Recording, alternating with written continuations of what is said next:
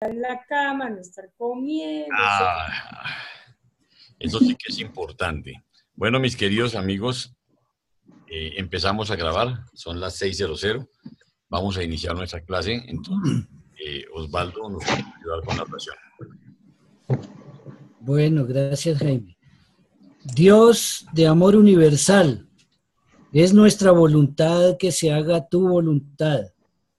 Monitor divino, guía y controla nuestra mente, nuestros pensamientos y acrecienta nuestra inteligencia para comprender la capacitación del día de hoy.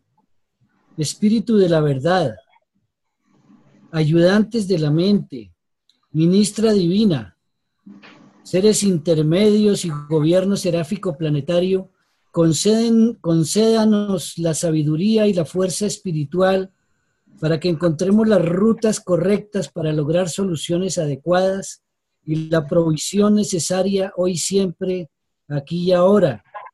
Bendecimos a todos nuestros hermanos. Bendice, Padre, a todos nuestros hermanos de este grupo de estudio para que podamos servirte mejor y servirle a nuestros hermanos urantianos.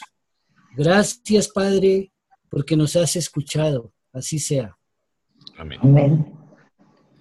Gracias, Osvaldo. Entonces, Germán, bienvenido. Puede arrancar Adriana.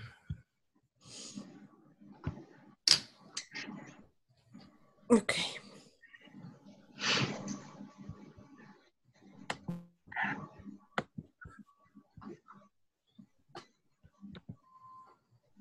¿Ya lo ven? Yo te aviso, ya está saliendo.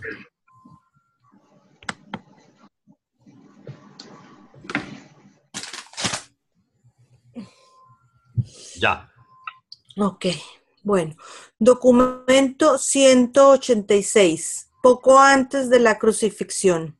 Cuando Jesús y sus acusadores salieron para ver a Herodes, el maestro se volvió al apóstol Juan y dijo: Juan, ya no puedes hacer nada más por mí. Vete a donde mi madre y tráela para que me vea antes de morir. Cuando Juan oyó la petición del maestro, aunque no quería dejarle solo entre sus enemigos, se apresuró a Betania, donde estaba reunida toda la familia de Jesús, aguardando en la casa de Marta y María, las hermanas de Lázaro, a quien Jesús había resucitado de entre los muertos. Varias veces durante la mañana, los mensajeros habían llevado noticias a Marta y María sobre el progreso del juicio de Jesús, pero la familia de Jesús no llegó a Betania hasta pocos minutos antes de la llegada de Juan, que traía la petición de Jesús de ver a su madre antes de ser puesto a muerte. Una vez que Juan Zebedeo les relató todo lo que había ocurrido desde el arresto de Jesús a la medianoche, María, su madre, fue inmediatamente en compañía de Juan a ver a su hijo mayor. Cuando María y Juan llegaron a la ciudad, Jesús, acompañado por los soldados romanos que iban a crucificarlo, ya había llegado al Gólgota. Cuando María, la madre de Jesús, salió con Juan para ver a su hijo, su hermana Ruth se negó a quedarse atrás con el resto de la familia, puesto que estaba decidida a acompañar a su madre. Su hermano Judá fue con ella. El resto de la familia del maestro permaneció en Betania bajo la dirección de Santiago, y prácticamente cada hora los mensajeros de David Zebedeo les llevaban noticias sobre el progreso del terrible acontecimiento de la sentencia de muerte de su hermano mayor, Jesús de Nazaret. El fin de Judas Iscariote. Eran alrededor de las 8:30 de este viernes por la mañana cuando terminó la audiencia de Jesús ante Pilato, y el maestro fue puesto en manos de los soldados romanos que iban a crucificarlo. En cuanto los romanos tomaron posesión de Jesús, el capitán de los guardias judíos marchó con sus hombres de vuelta a su cuartel en el templo. El sumo sacerdote y sus asociados sanhedristas siguieron de cerca a los guardianes, yendo directamente a su sitio usual de reunión en la sala de piedras labradas del templo. Aquí encontraron a muchos otros miembros del Sanedrín que aguardaban para saber qué se había hecho con Jesús. Mientras Caifás presentaba su informe del Sanedrín sobre el juicio y la condenación de Jesús, Judas apareció ante ellos para reclamar su recompensa por el papel que había representado en el arresto y sentencia de muerte de su maestro.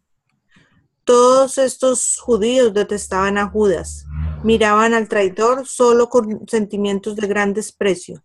A lo largo del juicio de Jesús ante Caifás y durante su aparición ante Pilato, a Judas le remordía la conciencia por su conducta traicionera.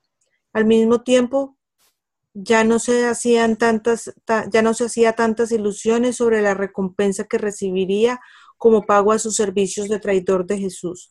No le gustaba la frialdad y altanería de las autoridades judías. Sin embargo, esperaba ser recompensado ampliamente por su conducta cobarde.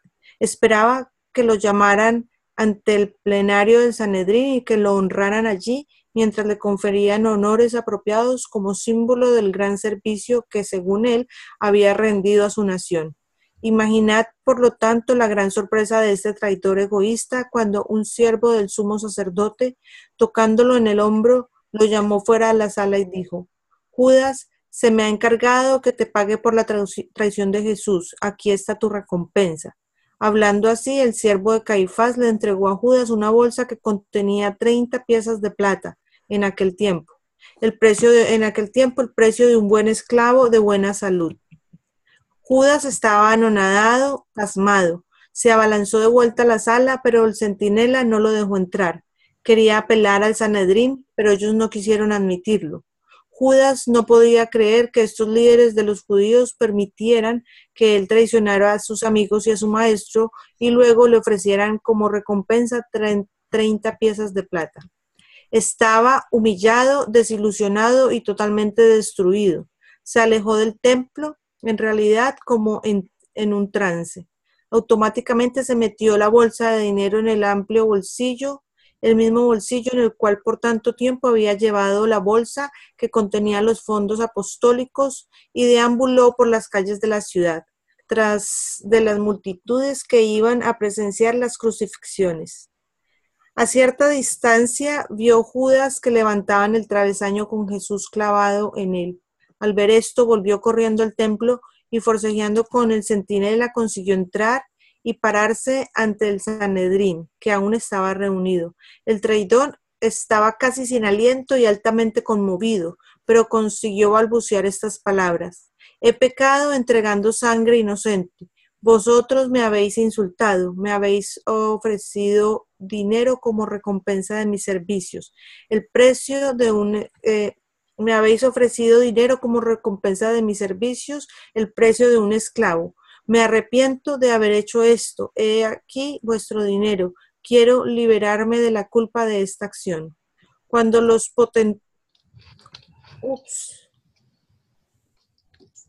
¿Qué hice?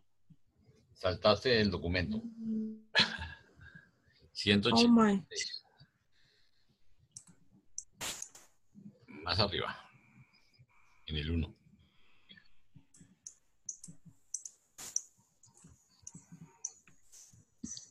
Ahí. Judas estaba anonadado, pasmado, se abalanzó de vuelta a la sala, pero el centinela no lo dejó entrar. Quería apelar ahí, más abajo. No, estabas más abajo, estabas en el 5. Estabas en el 5. Cuando los potentados de los judíos escucharon a Judas, se burlaron de él. El que estaba sentado más cerca del sitio donde se encontraba Judas de pie le indicó con un gesto que se fuera de la sala, diciéndole: Tu maestro ya ha sido puesto a muerte por los romanos, y en cuanto a tu culpa, ¿qué nos importa a nosotros? Ocúpate tú mismo de ella y fuera de aquí. Al abandonar Judas el aposento del Sanedrín, sacó las 30 piezas de plata de la bolsa y las arrojó al piso del templo. Cuando el traidor abandonó el templo, estaba casi fuera de sí. Judas ahora experimentaba la comprensión de la verdadera naturaleza del pecado. Ya se había desvanecido el atractivo, la fascinación y la ebriedad de las malas acciones. Ahora el malhechor estaba a solas, frente a frente con el veredicto de enjuiciamiento de su alma desilusionada y desencantada. El pecado fue atractivo y aventuroso mientras lo cometía, pero ahora tenía él que enfrentarse con los frutos de los hechos y desnudos y despojados de romanticismo. El que fuera embajador del reino del cielo en la tierra caminaba ahora por las calles de Jerusalén, solo y abandonado. Su desesperación era total y absoluta. Así anduvo por la ciudad y fuera de sus muros hasta descender a la terrible soledad del valle de Hinnom, donde trepó por las rocas abruptas y quitándose el cinto ató un extremo a un pequeño árbol y el otro extremo alrededor de su cuello y se arrojó al precipicio. Antes de morir, el nudo que sus manos nerviosas habían atado se soltó y el cuerpo del traidor se reventó en pedazos al caer a las ásperas rocas. Ok, Adriana, mil gracias. Puedes dejar de compartir. Gracias. Continúa Miriam.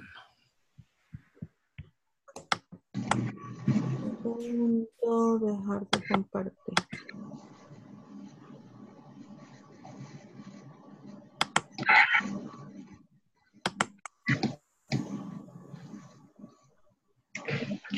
¿Se ve? Sí, señora. 2. La actitud del maestro. Cuando Jesús fue arrestado, sabía que su trabajo en la tierra, en la semejanza de la carne mortal, estaba terminado. Él comprendía plenamente la manera como moriría, y poco le preocupaban los detalles de los así llamados juicios. Ante el tribunal de los sanhedristas, Jesús se negó a responder al testimonio de los testigos perjuros. Tan solo había una pregunta que siempre tendría respuesta, fuera amigo o enemigo el que la preguntara, y esa era la que se refería a la naturaleza y divinidad de su misión en la tierra. Cuando se le preguntaba si él era el Hijo de Dios, respondía infaliblemente. Se negó firmemente a hablar en presencia de curiosos y malvado Herodes. Ante Pilato habló solo cuando pensó que podría ayudar a Pilato o a algún otro ser sincero para que alcanzaran un conocimiento mejor de la verdad de lo que él decía. Jesús había enseñado a sus apóstoles que era inútil echar perlas a los cerdos. Ahora se atrevía a practicar lo que enseñara. Su conducta durante este tiempo ejemplificó la sumisión paciente de la naturaleza humana combinada con el silencio majestuoso y la dignidad solemne de la naturaleza divina. Estaba dispuesto a conversar con Pilato de cualquier asunto relacionado con las acusaciones políticas contra él, toda pregunta que reconocía pertinente a la jurisdicción del gobernador. Jesús estaba convencido de que era voluntad del Padre que se sometiera al curso natural y ordinario de los eventos humanos, como debe hacerlo cualquier otra criatura mortal, y por lo tanto se negó a emplear siquiera sus poderes puramente humanos de elocuencia persuasiva para influir sobre el resultado de las maquinaciones de sus semejantes mortales, socialmente miopes y espiritualmente ciegos. Aunque Jesús vivió y murió en Urantia, toda su carrera humana, desde el principio hasta el fin, fue un espectáculo diseñado para influir e instruir al universo entero de su creación y permanente sostenimiento. Estos judíos miopes pidieron a gritos la muerte del Maestro, mientras él estuvo allí de pie en un silencio solemne, contemplando el espectáculo de la muerte de una nación, el pueblo de su propio Padre terrenal. Jesús había desarrollado tal carácter humano que podía mantener la serenidad y afirmar su dignidad aún frente a los insultos persistentes y sin causa. No podía ser amilanado. Cuando fue atacado por primera vez por el criado de Anás, tan solo había sugerido que sería apropiado llamar testigos que pudieran atestiguar debidamente contra él. Desde el principio hasta el fin, durante el así llamado juicio ante Pilato, las huestes celestiales que presenciaban los hechos no pudieron contenerse de transmitir al universo la descripción del espectáculo de Pilato enjuiciado ante Jesús. Cuando se encontró frente a Caifás y todo el falso testimonio fue inservible, Jesús no titubeó en responder a la pregunta del alto sacerdote, proporcionando así su propio testimonio de lo que ellos deseaban usar para condenarlo por blasfemia. El maestro nunca demostró el menor interés por los esfuerzos, bien intencionados, pero apenas tibios de Pilato para soltarlo. Realmente tuvo piedad de Pilato y sinceramente trató de iluminar su mente oscurecida. Se mantuvo totalmente pasivo ante los llamados del gobernador romano para que los judíos retiraran sus acusaciones criminales contra él. Durante toda esta prueba dolorosa se comportó con singular dignidad y majestad sin ostentación. No proyectó ni siquiera reflejos de insinceridad sobre aquellos que luego se tornaran en sus asesinos, cuando estos preguntaron si él era el rey de los judíos. Con un mínimo de explicación calificativa, aceptó esa denominación, sabiendo que, aunque eligieron rechazarlo, él sería en efecto el último que pudiera proporcionarles un verdadero liderazgo nacional, aún en sentido espiritual. Poco dijo Jesús durante estos juicios, pero dijo lo suficiente como para mostrar a todos los mortales el carácter humano que un hombre puede perfeccionar en sociedad con Dios, y para revelar a todo el universo la forma en la que Dios puede manifestarse en la vida de la criatura cuando dicha criatura verdaderamente elige hacer la voluntad del Padre, tornándose así hijo activo de Dios vivo. Su amor por los mortales ignorantes se revela plenamente en su paciencia y gran autodominio frente a las burlas, bofetadas y mofa de los burdos soldados y de los siervos despreocupados. Ni siquiera se enojó cuando le vendaron los ojos y abofeteándolo burlonamente exclamaron: «Profetízanos, ¿quién fue el que te golpeó?». Pilato dijo más verdad de la que él sabía cuando, después de haber hecho azotar a Jesús, le presentó ante la multitud exclamando: «He aquí el hombre». En efecto, el temeroso gobernador romano no se imaginaba que precisamente en ese momento el universo estaba atento, contemplando este espectáculo único de su amado soberano, sometido así a la humillación de las burlas y los golpes de sus súbditos mortales, oscurecidos y degradados. Y al hablar Pilato se transmitió un eco por todo Nevadón: «He aquí a Dios y al hombre». Por todo un universo, millones incalculables desde ese día han seguido contemplando a ese hombre, mientras que el Dios de Abona, el gobernante supremo del universo de universos, acepta al hombre de Nazaret como satisfacción del ideal de las criaturas mortales de este universo local en el tiempo y el espacio. En su vida incomparable, él nunca dejó de revelar Dios al hombre. Ahora, en estos episodios finales de su carrera mortal y su muerte subsiguiente, hizo una nueva y conmovedora revelación del hombre a Dios. Mil gracias, Miriam. Puedes dejar de compartir y continúa, Pepe.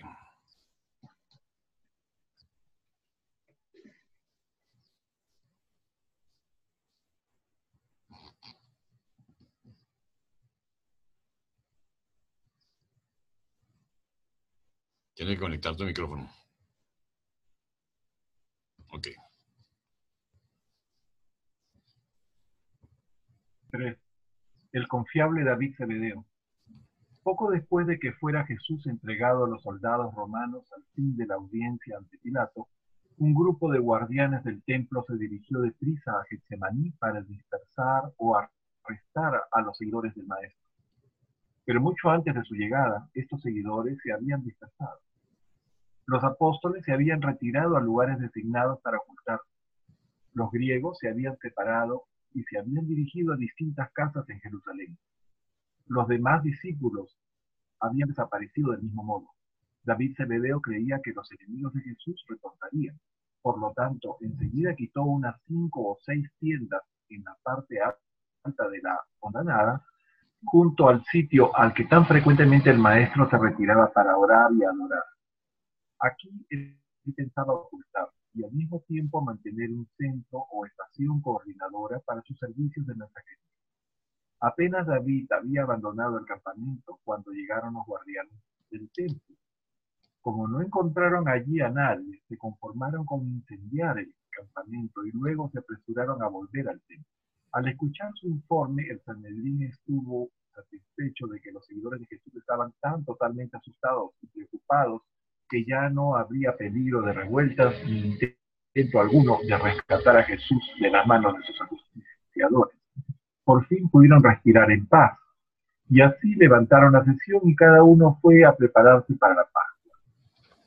Tan pronto como Pilato entregó a Jesús a los soldados romanos para su crucifixión, un mensajero se fue deprisa a Getsemaní para informar a David, y a los 5 minutos ya habían corredores camino de Bethsaida, Pela, Filadelfia, Sidón, Siquem, Hebrón, Damasco y Alejandría.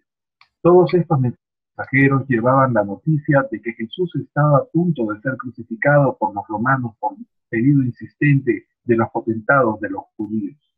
A lo largo de este día trágico, hasta que finalmente llegó el mensaje de que el maestro había sido colocado en el sepulcro. David envió mensajeros aproximadamente cada media hora con informes para los apóstoles, los griegos y la familia terrenal de Jesús, reunida en la casa de Lázaro en Betania. Cuando los mensajeros partieron con la noticia de que Jesús había sido sepultado, David despidió a su cuerpo de corredores locales para la celebración de la Pascua y para el sábado de reposo, con instrucciones de que volvieran a él en secreto el domingo por la mañana, concurriendo a la casa de Nicodemo, en donde pensaba esconderse por unos días con Andrés y Simón Pedro. Este David Zebedeo, de mente tan peculiar, fue el único de los principales discípulos de Jesús que tomó literalmente y como cosa normal la declaración del Maestro de que él moriría y resucitaría al tercer día.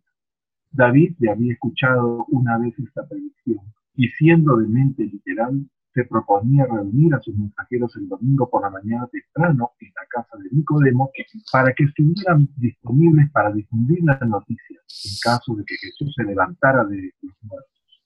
Pronto descubrió David que ninguno de los seguidores de Jesús esperaban que él volviese tan pronto de la tumba.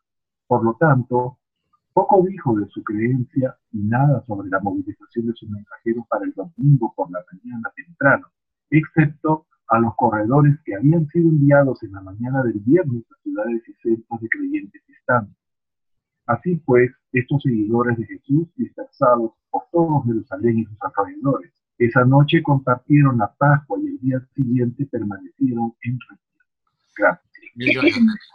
Yo quisiera llamar su atención sobre lo que fue la obra de David Zebedeo. Realmente fue un hombre ejemplar. Fíjense ustedes cómo él no solo espiritualmente captó el mensaje de Jesús, tenía la certeza y la fe en sus palabras de su resurrección. De hecho, vamos a ver cómo manejó sus mensajeros para llevar ese mensaje, aun cuando nadie creía. Él ya estaba listo, organizando todo, y realmente fue un hombre de esos que nunca tuvo que esperar que le encomendaran tareas, sino que las hizo a mutuo propio, ¿no? O sea, él le nacía hacerlo. Él fue ejemplar el manejo de toda la logística que él tuvo durante todo el ministerio del Señor. Entonces, para que lo tengamos pendientes. Puedes continuar, Ketty. 4. La preparación para la crucifixión.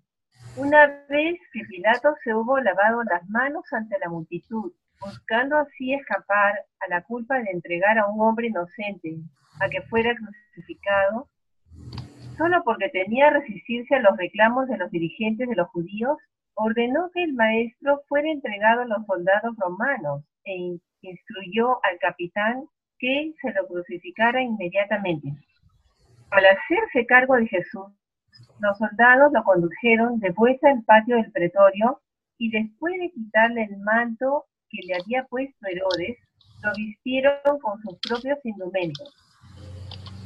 Estos soldados se burlaron y se mofaron de él, pero no le infligieron castigo físico. Jesús estaba ahora a solas con estos soldados romanos. Sus amigos estaban escondidos. Sus enemigos se habían ido por su camino. Aún Juan Zebedeo ya no estaba a su lado. Fue poco después de las 8 que Pilato entregó a Jesús a los soldados y poco después de las 9 partieron ellos para el lugar de la crucifixión. Durante este periodo de más de media hora, Jesús no habló una sola palabra. El departamento ejecutivo de un gran universo se encontraba prácticamente parado. Gabriel y los altos gobernantes de Nevadón se hallaban reunidos allí, en Urantia, consiguiendo de cerca los informes espaciales de los arcángeles para mantenerse al tanto de lo que le estaba ocurriendo al Hijo del Hombre en Urantia. Al aprontarse los soldados para llevar a Jesús al Gólgota, ya se encontraban ellos bajo la influencia de su insólita serenidad y dignidad extraordinaria, su silencio sin quejas. Buena parte de la demora en salir con Jesús para el lugar de la crucifixión se debió a que el capitán decidió al último minuto llevarse a 2 criminales que habían sido condenados a muerte, puesto que Jesús sería crucificado esa mañana. El capitán romano pensó que estos 2 podían también morir con él en vez de esperar hasta el fin de las festividades de la Pascua. En cuanto prepararon a estos ladrones, se los condujo al patio, donde contemplaron a Jesús, uno de ellos por primera vez, pero el otro le había oído hablar muchas veces, tanto en el templo como muchos meses antes en el campamento de Pela. Gracias. Mil gracias, Ketty y Pepe. Pueden dejar de compartir y continúa Osvaldo.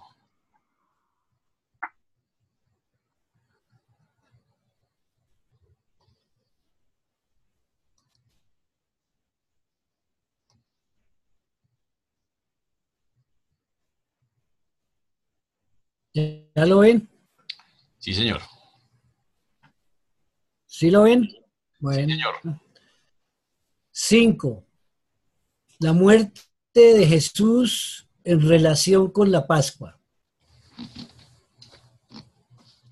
No existe una relación directa entre la muerte de Jesús y la Pascua judía.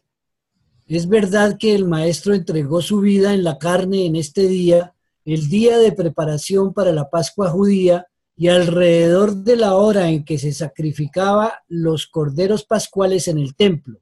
Pero este acontecimiento coincidente no indica de ninguna manera que la muerte del Hijo del Hombre en la tierra tenga relación alguna con el sistema sacrificatorio judío. Jesús era judío, pero como Hijo del Hombre era un mortal de los reinos. Los acontecimientos ya narrados que condujeron a esta hora de crucifixión inminente del Maestro son suficientes para indicar que su muerte aproximadamente en ese momento fue un asunto puramente natural y en manos de los hombres. Fue el hombre y no Dios quien planeó y ejecutó la muerte de Jesús en la cruz. Es verdad que el Padre se negó a interferir en la marcha de los acontecimientos humanos en Urantia, pero el Padre en el paraíso no decretó, no demandó, ni requirió la muerte de su Hijo de la manera como se la llevó a cabo en la tierra. Es un hecho que de alguna forma, tarde o temprano, Jesús habría tenido que despojarse de su cuerpo mortal, dando fin a su encarnación, pero podría haberlo hecho de maneras incontables sin morir en una cruz entre 2 ladrones. Todo esto fue obra del hombre, no de Dios. A la hora del bautismo del Maestro, él ya había cumplido con la técnica de la experiencia requisita en la tierra y en la carne, necesaria para que concluyera su 7º y último auto-otorgamiento en el universo. Se cumplió en este mismo momento el deber de Jesús en la tierra, y toda la vida que vivió después de eso, y aún la forma de su muerte, fue un ministerio puramente personal de su parte para bienestar y elevación de las criaturas mortales en este mundo y en otros mundos. El evangelio de la buena nueva de que el hombre mortal puede, por fe, llegar a ser consciente espiritualmente de que él es hijo de Dios, no depende de la muerte de Jesús. Es verdad, en efecto, que este evangelio del reino ha sido enormemente iluminado por la muerte del Maestro, pero lo fue aún más por su vida. Todo lo que el Hijo del Hombre dijo o hizo en la tierra embelleció grandemente las doctrinas de la filiación con Dios y de la hermandad de los hombres. Pero estas relaciones esenciales de Dios y de los hombres son inherentes en los hechos universales del amor de Dios por sus criaturas y de la misericordia innata de sus hijos divinos. Estas relaciones conmovedoras y divinamente hermosas entre el hombre y su Hacedor en este mundo y en todos los otros, a lo largo y a lo ancho del universo de los universos, han existido desde la eternidad y no son en sentido alguno dependientes de esas actuaciones periódicas de autootorgamiento de los hijos creadores de Dios, quienes así toman la naturaleza y semejanza de las inteligencias creadas por ellos como parte del precio que deben pagar para adquirir finalmente la soberanía ilimitada de sus respectivos universos locales. El Padre en el cielo amaba de igual manera al hombre mortal en la tierra antes de la vida y muerte de Jesús en Urantia, que después de esta exhibición trascendental de asociación de hombre y Dios. Esta poderosa transacción de la encarnación del Dios de Nevadón como hombre en Urantia no podía aumentar los atributos del Padre eterno, infinito y universal, pero sí enriqueció y esclareció a todos los demás administradores y criaturas del universo de Nevadón. Aunque el Padre en el cielo no nos ama más por esta encarnación de Micael, todas las demás inteligencias celestiales sí lo hacen. Y esto se debe a que Jesús reveló no solamente a Dios al hombre, sino que asimismo hizo una nueva revelación del hombre a los dioses y a las inteligencias celestiales del universo de los universos. Jesús no está a punto de morir como sacrificio por el pecado. Él no expía la culpa moral innata de la raza humana. La humanidad no tiene tal culpa racial ante Dios. La culpa es puramente una cuestión de pecado personal y rebeldía deliberada y de sabiendas contra la voluntad del Padre y la administración de sus hijos. El pecado y la rebelión nada tienen que ver con el plan fundamental de autootorgamientos de los hijos de Dios paradisíacos, aunque nos parezca que el plan de salvación es una característica provisional del plan autootorgador. La salvación de Dios para los mortales de Urantia habría sido igualmente eficaz y perfectamente certera si Jesús no hubiese sido puesto a muerte por las manos crueles de mortales ignorantes. Si los mortales de la tierra hubieran recibido favorablemente al Maestro y si él hubiera partido de Urantia por abandono voluntario de su vida en la carne, el hecho del amor de Dios y de la misericordia del Hijo, el hecho de la filiación con Dios, de ninguna manera habría sido afectado. Vosotros los mortales sois hijos de Dios, y solo una cosa se requiere para que esta verdad se vuelva un hecho en vuestra experiencia personal, y esa es vuestra fe nacida en el Espíritu. Mil gracias, Osvaldo, pero no lo quites, por favor, déjalo todavía un momentico. Súbete bueno, a lo que tiene resaltado. Miren ustedes, mis queridos amigos, más abajo. Los tres últimos numerales, ok, ahí. Miren ustedes la importancia y la claridad de estos numerales del 5, 7, 8 y 9. Nosotros hemos hablado en varias oportunidades que el cristianismo, ¿sí? Cristianismo en general está basado en la expiación de Jesucristo, ¿sí? Y que siempre nos venden que Jesús tuvo que venir, Dios Padre tuvo que matar a su hijo, acribillar a su hijo, permitir que lo hicieran para que él pagara nuestras culpas. Resulta que eso no solo no es cierto, sino que el documento más adelante nos aclara cómo fue una decisión de los hombres en la cual el Padre no tuvo nada que ver. Pero miren ustedes cómo aclara aquí. Quisiera repetir en el 5:7. Dice, Jesús no está a punto de morir como sacrificio por el pecado. Él no expía la culpa moral innata de la raza humana. Miren cómo desvirtúa completamente eso que nos han vendido a través de los años, a través de la historia, el tema de la expiación. La humanidad no tiene tal culpa racial ante Dios. La culpa es puramente una cuestión del pecado personal y rebeldía deliberada y de sabiendas contra la voluntad del Padre y la administración de sus hijos. El pecado y la rebelión nada tienen que ver con el plan fundamental de autootorgamiento de los hijos de Dios paradisíacos, aunque nos parezca que el plan de salvación es una característica provisional del plan autootorgador. Recordemos que los autootorgamientos tienen un propósito y es ayudar al hijo creador a vivir y a tener un sentimiento de amor, a conocer más cada una de sus propias creaciones. Por eso, en los 7 autootorgamientos, ¿sí?, Él está aprendiendo de cada una de sus creaciones y está teniendo una experiencia en carne propia, llamémoslo así, para que pueda tener mayor comprensión y misericordia por nosotros. Después dice en el 9, y la salvación de Dios para los mortales de Urantia había sido igualmente eficaz y perfectamente certera, si Jesús no hubiese sido puesto a muerte por las manos crueles de mortales ignorantes. O sea, si Jesús en el momento del bautismo, que era cuando ya había terminado, digamos, el propósito de su encarnación, simplemente hubiera entregado, hubiera decidido desencarnar de cualquier otra forma, había sido perfectamente valedero. Entonces, fíjense ustedes que es muy importante esta aclaración de estos 3 últimos numerales. Yo les pido que los mediten y que compartamos con las personas. Desafortunadamente, para una persona que comienza el libro, estamos nosotros terminando, ya estamos en el documento 186, ¿sí?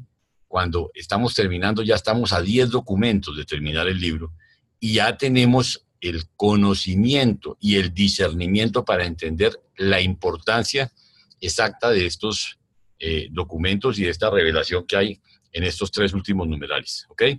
Entonces, para que los tengamos muy presentes, ojalá todos los resataran y ojalá con rojo en sus libros para que tengamos claridad sobre esto y lo podamos compartir muchas veces. Bueno, mis queridos amigos, vamos a entrar entonces al próximo documento, 187.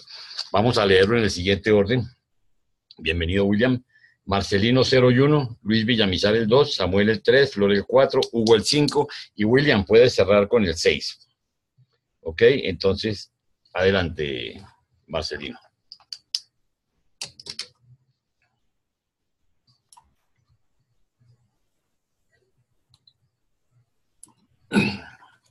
¿Sí lo ven? Sí, señor. El libro de Urantia, documento 187, la crucifixión. Una vez que se hubo preparado a los 2 bandidos, los soldados, bajo el mando de un centurión, salieron hacia el sitio de la crucifixión. El centurión a cargo de estos 12 soldados era el mismo capitán que la noche anterior había conducido a los soldados romanos al arresto de Jesús en Getsemaní. Era costumbre romana asignar 4 soldados a cada uno de los que serían crucificados.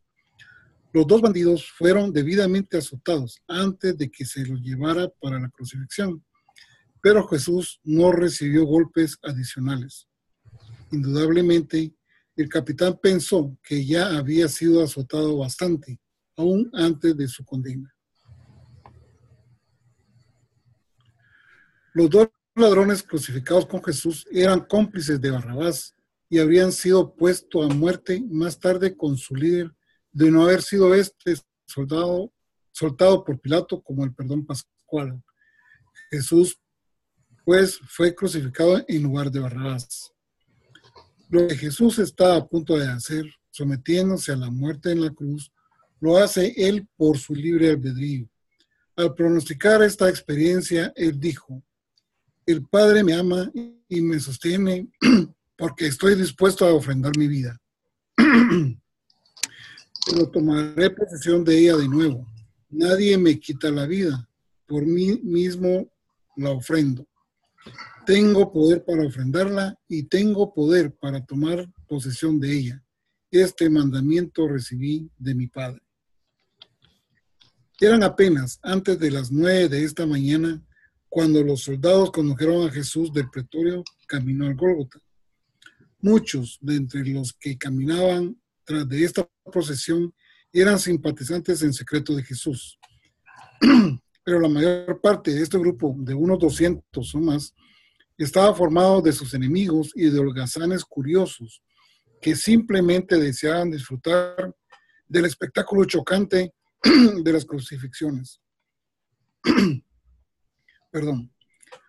Solo unos pocos de los líderes judíos fueron a presenciar la muerte de Jesús en la cruz, sabiendo que Pilato lo había entregado a los soldados romanos y que estaba condenado a muerte. Se ocuparon más bien de su reunión en el templo, en la que discutieron qué habrían de hacer con los seguidores de Jesús.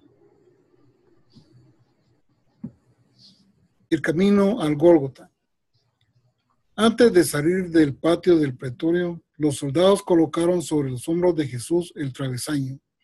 Era costumbre obligar al condenado a que llevara el travesaño hasta el sitio de la crucifixión. El condenado no llevaba toda la cruz, sino tan solo esta viga más corta. Las piezas más largas y verticales de las 3 cruces de madera ya se habían transportado al Gólgota y, cuando llegaron los soldados con sus prisioneros, ya estaban plantadas firmemente en la tierra. De acuerdo con la costumbre, el capitán conducía la procesión, llevando pequeñas tablillas blancas en las que se había escrito con carbón el nombre de los criminales y la naturaleza de los crímenes por los cuales habían sido condenados. Para los 2 ladrones, el centurión tenía leyendas con su nombre y debajo del nombre había una sola palabra: bandido. Era costumbre, después de clavar a la víctima al travesaño e izarla hasta su lugar sobre la vía vertical, clavar esta leyenda en el extremo superior de la cruz, justo encima de la cabeza del criminal, para que todos los espectadores pudieran enterarse por cuál crimen se crucificaba al condenado. La leyenda que llevaba el centurión para colocar en la cruz de Jesús había sido escrita por Pilato mismo en latín, griego y aramaico, y decía: Jesús de Nazaret, Rey de los judíos.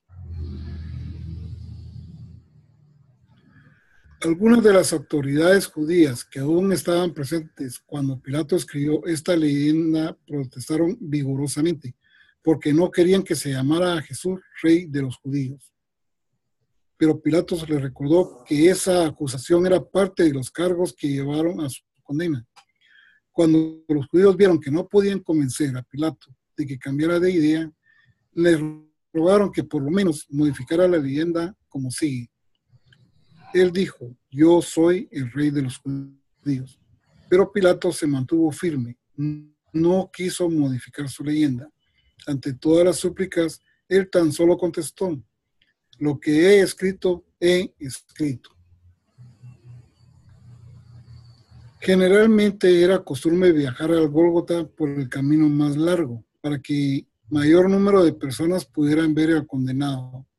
Pero este día fueron por el camino más directo, saliendo por la puerta de Damasco, que se abría al norte de la ciudad, y siguiendo este camino, pronto llegaron al Gólgota, el sitio oficial de Jerusalén para las crucifixiones.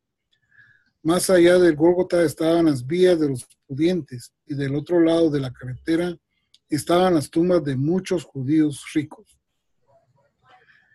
La crucifixión no era un tipo de condena de los judíos. Tanto los griegos como los romanos habían aprendido este método de ejecución de los fenicios. Aún Herodes, a pesar de su gran crueldad, no llegó nunca a practicar la crucifixión. Los romanos nunca crucificaron a un ciudadano romano. Este tipo deshonorable de muerte se usaba tan solo para los esclavos y los pueblos súbditos. Durante el sitio de Jerusalén, tan solo 40 años después de la crucifixión de Jesús, el Gólgota entero se cubrió de miles y miles de cruces sobre las que, día tras día, pereció la flor de la raza judía. En verdad, una cosecha trágica de lo que se sembrara en este día. A medida que pasaba la procesión de muerte por las angostas calles de Jerusalén, muchas judías de corazón tierno que habían oído las palabras de buen ánimo y compasión de Jesús y que conocían su vida de ministerio amante, no pudieron contener el llanto al verlo conducido a una muerte tan innoble. A su paso, pues, muchas de estas mujeres lloraban y se lamentaban. Cuando algunas de ellas se atrevieron a caminar a su lado, el maestro volvió hacia ellas la cabeza y dijo: hijas de Jerusalén, no lloréis por mí, sino más bien por vosotras y por vuestros hijos. Mi obra está casi terminada.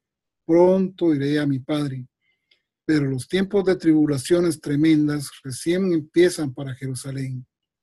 He aquí que vendrán días en que diréis: bienaventuradas las estériles y las de pechos que no amamantaron jamás a sus pequeños. En aquellos días imploraréis que caigan sobre vosotras las rocas de las colinas para libraros de los terrores de vuestras tribulaciones. Estas mujeres de Jerusalén en verdad eran valientes al manifestar compasión por Jesús, porque estaba estrictamente prohibido por la ley mostrar sentimientos caritativos por el que iba hacia su crucifixión. Se permitía que el gentío se lo mofara al condenado, se burlara de él o lo ridiculizara, pero no se permitía que se expresara compasión alguna.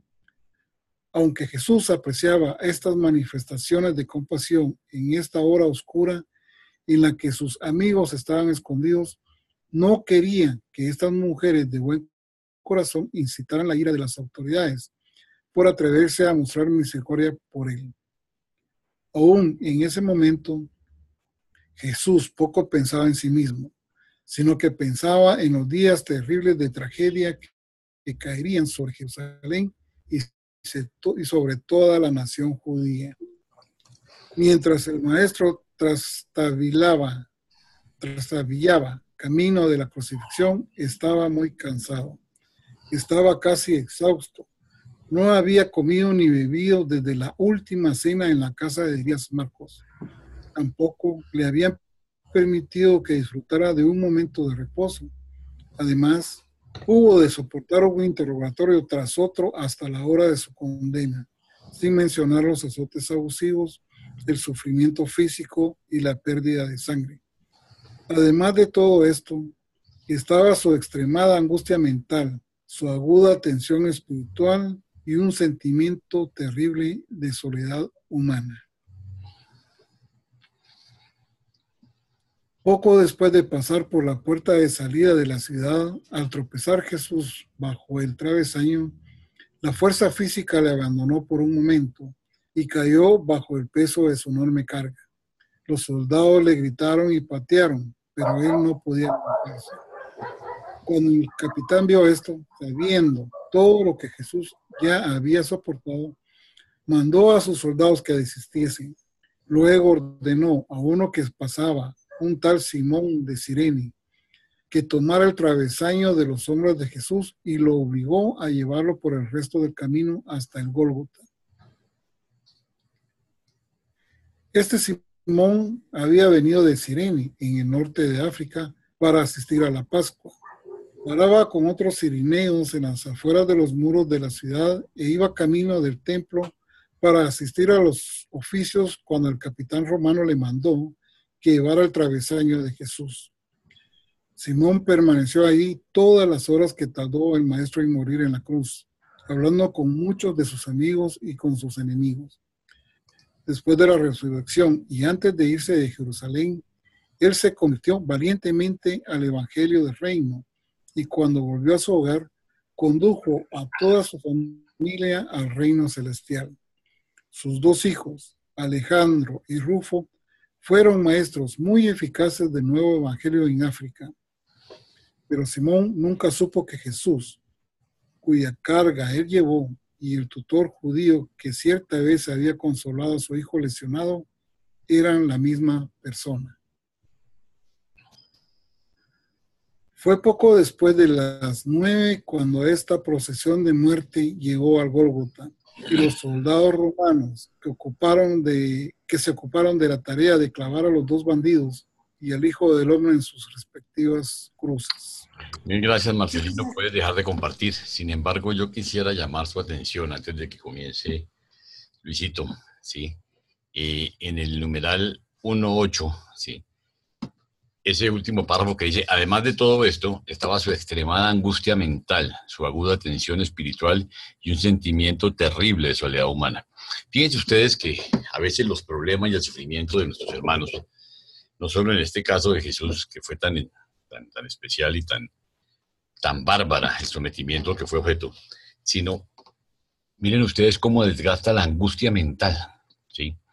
Cómo a veces los problemas generan una angustia mental, generan tensión espiritual porque sentimos que Dios nos ha olvidado, y lo que es la soledad, esa soledad humana no necesariamente quiere decir que estemos solos físicamente, sino la soledad cuando estamos viviendo problemas que nadie comprende y que es tan importante, por eso que nosotros nos acerquemos a nuestros hermanos y los acompañemos en sus tribulaciones y en sus problemas, porque si hay algo difícil es manejar la angustia de la soledad de los conflictos, ¿sí?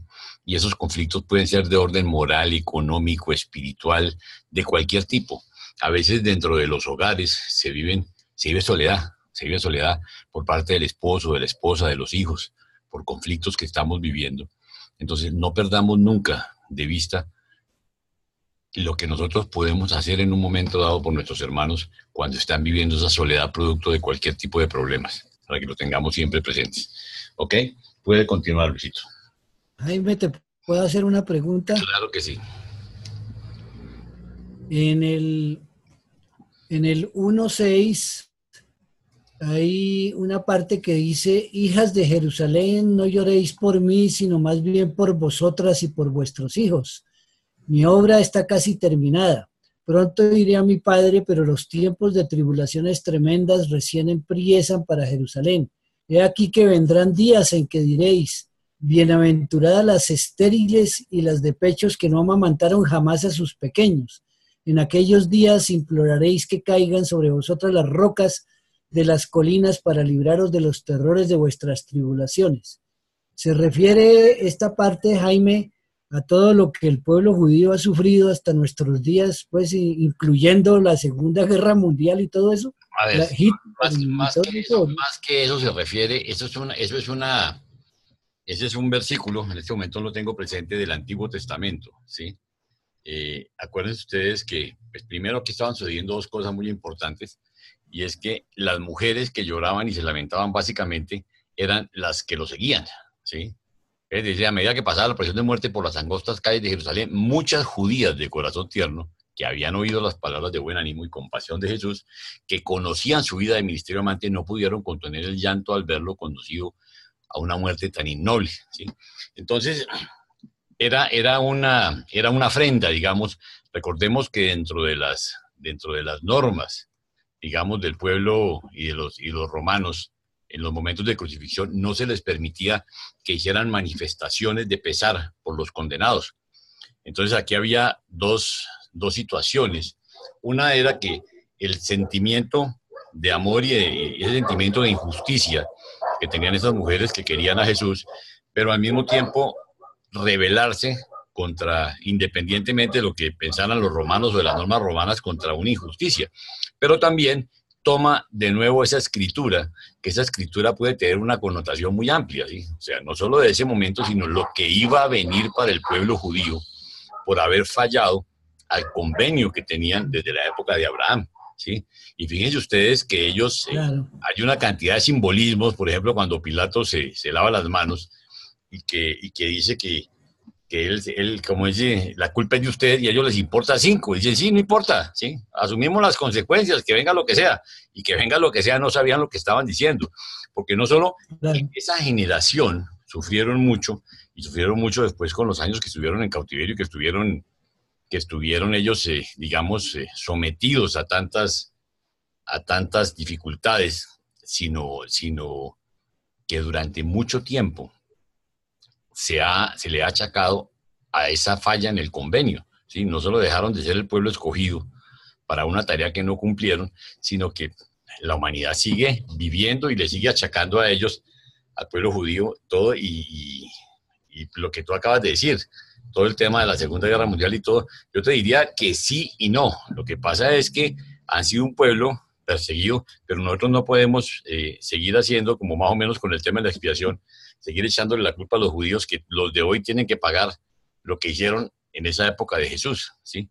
Yo creo que simplemente el pueblo judío, por su comportamiento, se ha hecho acreedor a muchas dificultades. De hecho, creo que hoy estamos viviendo, si ustedes miran el problema del Medio Oriente, en este momento, ¿sí?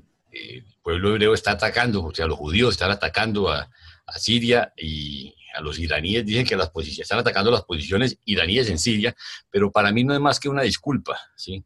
Ellos van a seguir peleando y buscando armar camorra y todo lo que están. Todo se podría solucionar de una forma tan fácil si ellos compartieran más ampliamente con sus hermanos, ¿sí?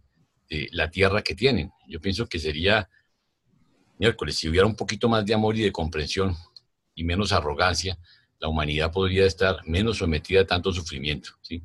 Pero bueno, dejemos que cada uno saque sus propias conclusiones, pero sí, eso se refiere a una escritura del Antiguo Testamento y al momento que iban a vivir, básicamente. ¿Ok? Gracias, Jaime, muy amable. Listo, Luisito. Jaime, si no recuerdo exactamente, pero ellos a los pocos años de la muerte de Jesús fueron invadidos. Claro, fue la destrucción del templo de Jerusalén. Fue una barbaridad lo que fueron ellos. Lo que tuvieron que vivir. Pero acuérdense, recordemos de dónde nace básicamente todo este conflicto, ¿no? Este conflicto nace porque ellos andaban con el cuento del reino, ¿sí? Ellos querían era un rey que llegara a cascar a los romanos y acabar con el imperio y con la opresión que supuestamente tenían. Y resulta que ellos no estaban tan oprimidos como dicen, ¿no? Ustedes ven que cuando uno estudia la historia del pueblo hebreo y de los judíos, realmente los romanos les daban muchísimas libertades, ¿no? Ellos tenían un estado dentro del estado romano y les permitían hacer lo que les diera la gana. De hecho, tenía su religión, fíjense, la administración, miren el Sanedrín cómo gobernaba, hacía y deshacía, ¿sí? Y ellos les respetaban todo eso. Entonces, a veces también se quedan más de la cuenta, ¿no? Pero sí, efectivamente, Marcelino, sufrieron mucho por todo eso. Ok, continúa, Luisito.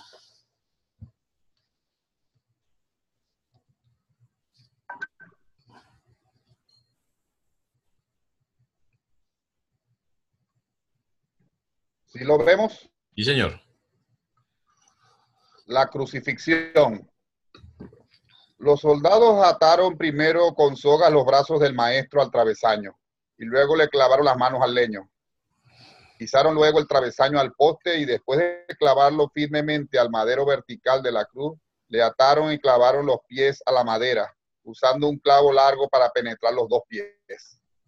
La madera vertical llevaba una cuña grande colocada a la altura apropiada que funcionaba como soporte para aguantar el peso del cuerpo. La cruz no era alta, los pies del maestro se encontraban tan solo 1 metro por encima de la tierra. Por lo tanto, pudo oír todo lo que burlonamente se decía de él y pudo ver claramente la expresión de los rostros de todos los que tan impensadamente se mofaban de él. También los que estaban presentes pudieron oír fácilmente todo lo que dijo Jesús durante estas horas de constante tortura y muerte lenta. Era costumbre quitar todas las vestimentas de los que debían ser crucificados, pero puesto que los judíos objetaban grandemente a que se mostrara el cuerpo desnudo, humano desnudo en público, los romanos proveían un paño adecuado para los condenados a la crucifixión en Jerusalén. Por lo tanto, una vez que le quitaron a Jesús sus vestimentas, con eso lo cubrieron antes de colocarlo en la cruz. Se recurría a la crucifixión como castigo particularmente cruel y lento, pues a veces tardaba varios días la víctima en morir. Había mucha oposición a la crucifixión en Jerusalén y existía una asociación de mujeres judías que siempre enviaban a una representante a las crucifixiones con el objeto de ofrecer a la víctima vino drogado para aliviar su sufrimiento. Pero cuando Jesús probó de este vino con narcótico, a pesar de la sed que tenía, se negó a beberlo. El maestro eligió mantener la conciencia humana hasta el fin mismo. Deseaba enfrentarse con la muerte aún en esta forma tan cruel e inhumana y conquistarla mediante la sumisión voluntaria a la plena experiencia humana. Antes de que Jesús fuera colocado en la cruz, ya se habían colocado en las cruces los dos bandidos que no dejaban de insultar y escupir a sus verdugos. Las únicas palabras de Jesús al clavarlo ellos al travesaño fueron: Padre, perdónalos porque no saben qué están haciendo. No podría haber intercedido tan misericordiosa y amantemente en favor de sus verdugos si estos pensamientos de devoción afectuosa no hubiesen sido el manantial mismo de su vida de servicio altruista. Las ideas, motivos y anhelos de toda una vida se revelan abiertamente en una crisis. Una vez que izaron al maestro a la cruz, el capitán clavó la leyenda encima de su cabeza y esta leía en 3 idiomas: Jesús de Nazaret, el rey de los judíos. Los judíos estaban furiosos por este supuesto insulto, pero Pilato se había enfadado por la conducta irrespetuosa de los judíos. Le parecía que lo habían intimidado y humillado, y eligió este método para obtener una mezquina venganza. Podría haber escrito Jesús un rebelde, pero él bien sabía que estos judíos de Jerusalén detestaban el nombre mismo. Perdón.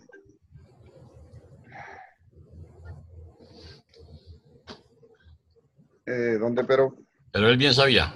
Pero él bien sabía que estos judíos de Jerusalén detestaban el nombre mismo de Nazaret y estaban decididos a humillarlo de esta manera. Sabía que también se resentirían mucho al ver que este Galileo crucificado era llamado el rey de los judíos. Muchos de los líderes judíos, cuando supieron de cómo Pilato los trataba ridiculizar al poner esta inscripción en la cruz de Jesús, fueron deprisa al Gólgota, pero al llegar no se atrevieron a quitar la leyenda, puesto que los soldados romanos estaban de guardia. Como no pudieron quitar el título, estos líderes se mezclaron con la multitud e hicieron lo que pudieron para incitar a la burla y al ridículo, para que nadie tomara en serio la inscripción. El apóstol Juan con María, la madre de Jesús, Ruth y Judá, llegaron a la escena poco después de que habían izado a Jesús a su posición en la cruz. Y mientras estaba el capitán clavando la leyenda sobre la cabeza del maestro. Juan fue el único de los 11 apóstoles que presenció la crucifixión. Y aún él no estuvo presente todo el tiempo, puesto que corrió a Jerusalén para atraer a su madre y a las amigas de ella, poco después de haber acompañado al Gólgota a la madre de Jesús. Cuando Jesús vio a su madre con Juan y su hermano y hermana, sonrió, pero no dijo nada. Mientras tanto, los 4 soldados que tenían a su cargo la crucifixión del maestro, como era costumbre, se habían dividido entre ellos sus indumentos, llevando uno las sandalias, otro el turbante, otro el cinto y el cuarto el manto. Quedaba tan solo la túnica, un indumento sin costura que llegaba hasta cerca de las rodillas. Los soldados iban a cortarla en 4 pedazos, pero cuando vieron que se trataba de una vestimenta tan insólita, decidieron echar suertes por esta. Jesús los miraba desde arriba mientras se dividían sus vestimentas y la multitud desconsiderada se burlaba de él. Fue una suerte de que los soldados romanos tomaran posesión de las ropas del maestro. De no ser así, si sus seguidores hubieran conseguido estos indumentos, tal vez habrían caído en la tentación de adorar en forma supersticiosa estas reliquias. El maestro deseaba que sus seguidores no pudieran tener ningún objeto material para asociarlo con su vida en la tierra. Quería dejar a la humanidad tan solo el recuerdo de una vida humana dedicada al alto ideal espiritual de consagrarse a de hacer la voluntad del Padre. Mil gracias, Luisito. Continúa Samuel.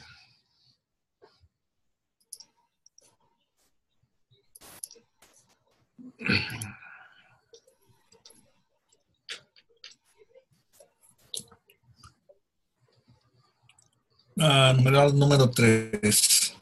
Los que vieron la crucifixión. Alrededor de las 9:30 por la mañana de este viernes, Jesús fue colgado de la cruz. Antes de las 11, más de 1,000 personas se habían reunido para presenciar este espectáculo de la crucifixión del Hijo del Hombre. A lo largo de estas horas espantosas, las huestes invisibles de un universo estuvieron mirando, mudas, este fenómeno extraordinario del Creador que estaba padeciendo la muerte de la criatura, aún la más innoble muerte de un criminal condenado. Junto a la cruz estuvieron en distintos momentos de la crucifixión María, Ruth, Judá, Juan, Salomé, la madre de Juan, y un grupo de mujeres sinceras creyentes que incluía a María, la mujer de Coplas y la hermana de la madre de Jesús, y a María Magdalena y a Rebeca, anteriormente de Séforis. Estos y otros amigos de Jesús se mantuvieron en silencio, presenciando su gran paciencia y fortaleza y contemplando sus intensos sufrimientos. Muchos de los que pasaban por ahí meneaban la cabeza y burlándose de él decían: tú que destruirás el templo y lo volverías a edificar en 3 días, sálvate. Si eres el Hijo de Dios, ¿por qué no te bajas de tu cruz? De la misma manera, algunos de los líderes de los judíos se mofaban de él diciendo: salvó a otros, pero no se puede salvar a sí mismo. Y otros decían: si eres el rey de los judíos, bájate de la cruz y entonces creeremos en ti. Y más tarde se burlaron aún más diciendo: él confió en que Dios le libraría. Aún afirmó ser el Hijo de Dios. Miradlo ahora, crucificado entre 2 ladrones. Hasta los 2 ladrones también se burlaban de él y lo reprochaban. Como Jesús no respondía nada a sus burlas, y puesto que se estaba acercando el mediodía de este día especial de preparación, eso de las 11:30, la mayoría de la multitud jocosa y vituperante se había ido por su camino. Permanecieron ahí menos de 50 personas. Los soldados se dispusieron a comer y beber su vino barato y agrio, preparándose para la larga vigilia de la muerte. Al compartir su vino, burlonamente brindaron a Jesús diciendo: salud y buena fortuna al Rey de los judíos. Y se asombraron ante la reacción tolerante del maestro a sus burlas y mofas. Cuando Jesús los vio comer y beber, bajó la mirada hacia ellos y dijo: tengo sed. Al oír el capitán de los guardianes a Jesús decir: tengo sed, se llevó un poco del vino de su botella y, colocando una esponja saturada en el extremo de una jabalina, la llevó hasta Jesús para que se pudiese humedecer los labios secos.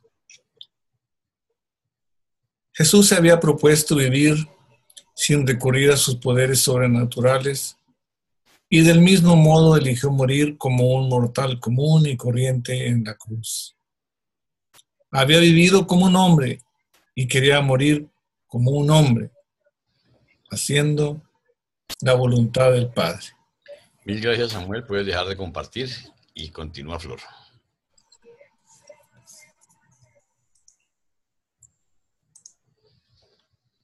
Me dice cuando se vea.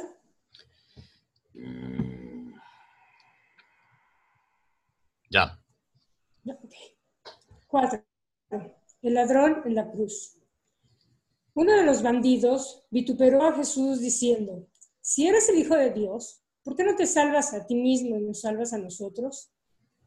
Pero cuando terminó de reprochar así a Jesús, el otro ladrón, que muchas veces había oído las enseñanzas del maestro, dijo, ¿acaso no temes ni siquiera a Dios? ¿No ves que sufrimos con justicia por nuestras acciones, pero este hombre sufre injustamente? Mejor sería que buscásemos el perdón de nuestros pecados y la salvación de nuestra alma. Cuando Jesús oyó al ladrón hablar así, volvió la cara hacia él y sonrió con aprobación.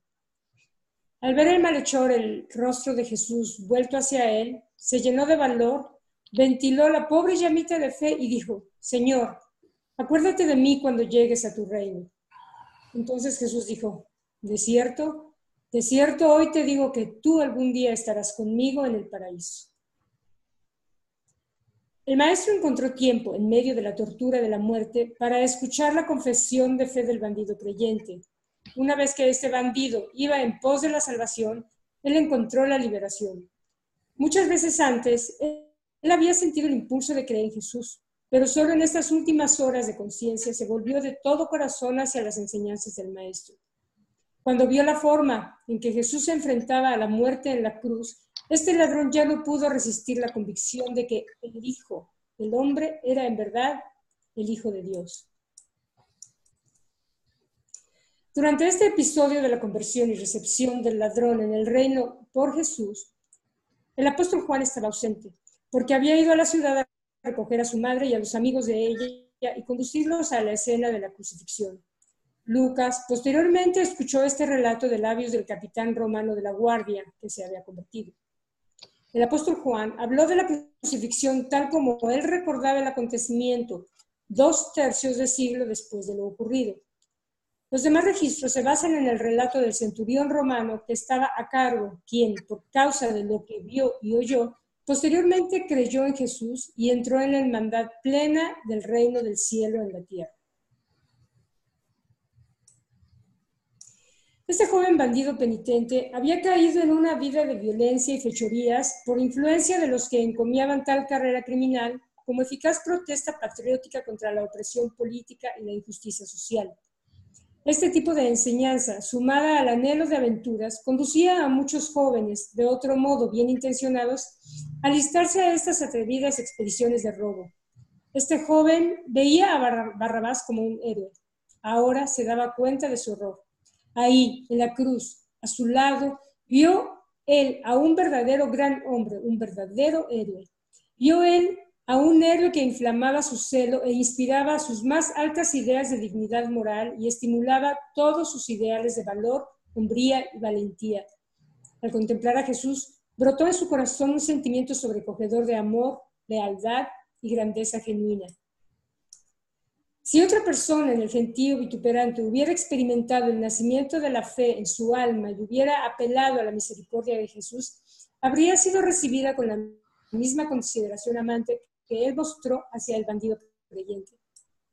Instantes después de prometer el maestro al ladrón arrepentido que se encontrarían alguna vez en el paraíso, retornó Juan de la ciudad acompañado de su madre y un grupo de casi 12 mujeres creyentes. Juan estuvo junto a María, la madre de Jesús, confortándola. Su hijo Judá estaba al pie del otro lado. Al mirar la escena, Jesús ya era el mediodía y dijo a su madre, «Mujer, he aquí a tu hijo». Y hablando a Juan le dijo, «Hijo mío, he aquí a tu madre».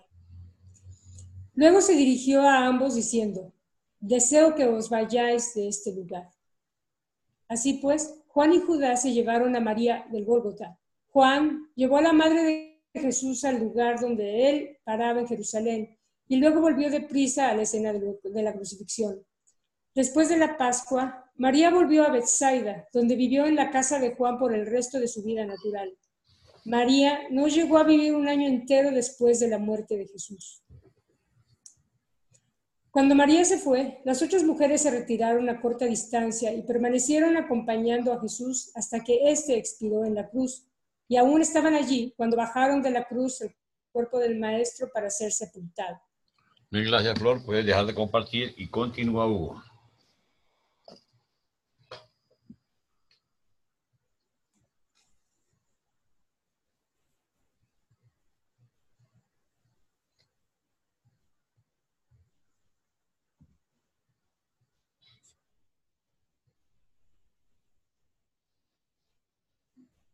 ¿Me avisa si se ve?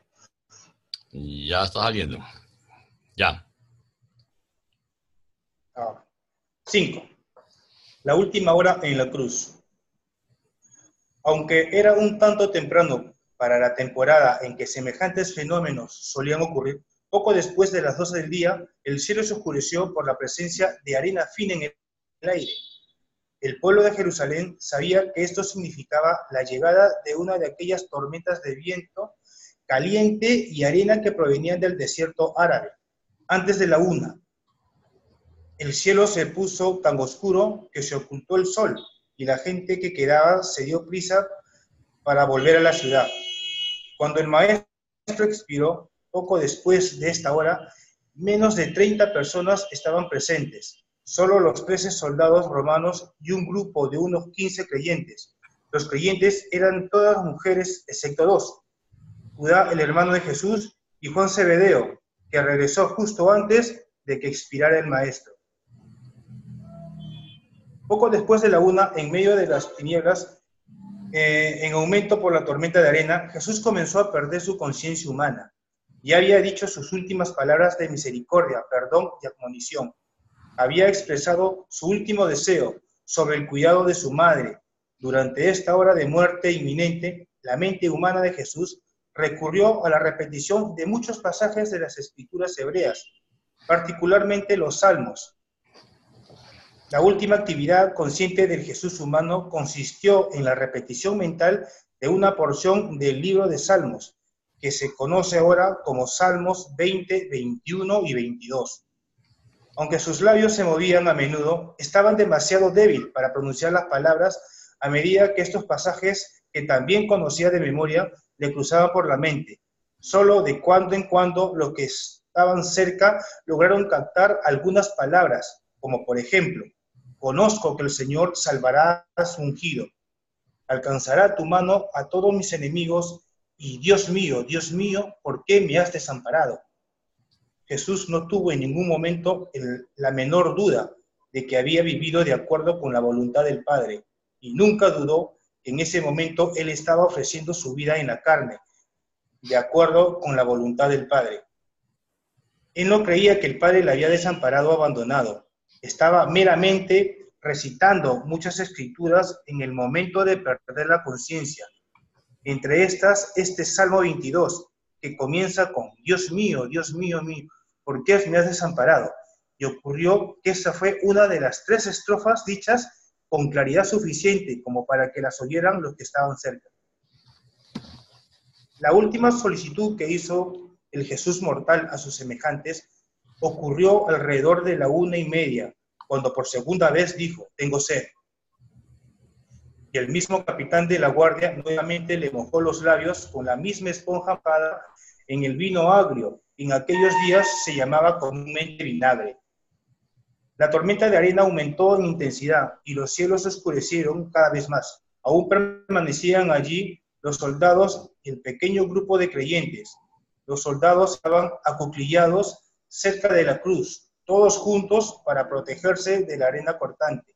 La madre de Juan y otros vigilaban a cierta distancia, bajo la escasa protección de una roca voladiza. Cuando el maestro finalmente exhaló su último aliento, estaban al pie de su cruz Juan Zebedeo, su hermano Judá, su hermana Ruth, María Magdalena y Rebeca, anteriormente de Céforis. Antes de las 3, cuando Jesús clamó a gran voz, consumados, el Padre en las manos encomiendo mi espíritu. Después de hablar así, bajó la cabeza y abandonó la lucha por la vida. Cuando el centurión romano vio cómo Jesús había muerto, se golpeó el pecho y dijo, este era realmente un hombre justo. De cierto, debe haber sido un hijo de Dios. Desde ese momento empezó a creer en Jesús. Jesús murió majestuosamente, tal como había vivido. Él admitió libremente su realeza y permaneció dueño de la situación durante todo ese día trágico.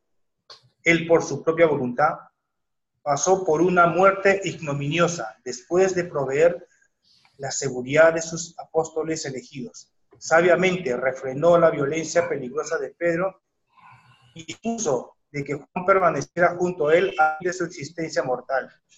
reveló su verdadera naturaleza al mortífero y recordó a Pilato la fuente de su autoridad soberana como Hijo de Dios. Salió para él Gólgota cargando el travesaño de su cruz y terminó su autootorgamiento amante, encomendando su espíritu de adquisición mortal al Padre del Paraíso. Después de semejante vida y semejante muerte, el Maestro realmente podía decir: consumado es. Porque este día era el día de la preparación, tanto para la Pascua como para el sábado. Los judíos no querían que los cadáveres quedaran exhibidos en el Gólgota. Por lo tanto, fueron ante Pilato pidiendo que se le rompieran las piernas a estos tres hombres y fueran despachados, así pudieran ser bajados de la cruz y echados a las fosas de los criminales antes de la puesta del sol. Cuando Pilato escuchó esta solicitud, inmediatamente mandó a 3 soldados a que les rompieran las piernas y terminaran con Jesús y con los 2 bandidos. Cuando estos soldados llegaron al Gólgota, hicieron lo que les había ordenado con los 2 ladrones, pero encontraron que Jesús ya estaba muerto y se sorprendieron. Sin embargo, para asegurarse de su muerte, uno de los soldados le metió la lanza en el costado izquierdo. Aunque era frecuente que las víctimas de la crucifixión permanecieran vivas en la cruz aún por 2 o 3 días, la sobrecogedora agonía emocional y la aguda angustia espiritual de Jesús trajo el fin de su vida mortal en la carne en menos de 5 horas y media. Bien, gracias, Hugo. Puedes dejar de compartir. Y continúa William. Bien.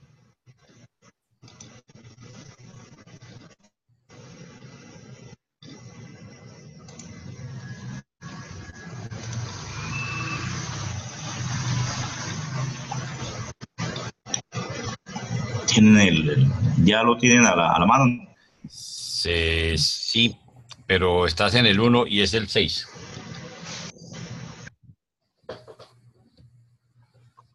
Ok, ahí. El 6. Después de la crucifixión. Ese es cortico. Ajá. En medio de la oscuridad de la tormenta de arena, a eso de las 3:30, David Zebedeo envió a los últimos de los mensajeros y ellos llevaron la noticia de la muerte del maestro. Despachó al último de sus corredores a la casa de Marta y María en Betania, donde él suponía que estaba la madre de Jesús con el resto de la familia. Después de la muerte del maestro, Juan envió a las mujeres a cargo de Judá a la casa de Elías Marco, donde permanecieron durante el sábado. Juan mismo, que ya para ese entonces era bien conocido del centurión romano, permaneció en el Gólgota hasta que llegaron José y Nicodemo con la orden de Pilato, autorizándolos para hacerse cargo de los restos de Jesús.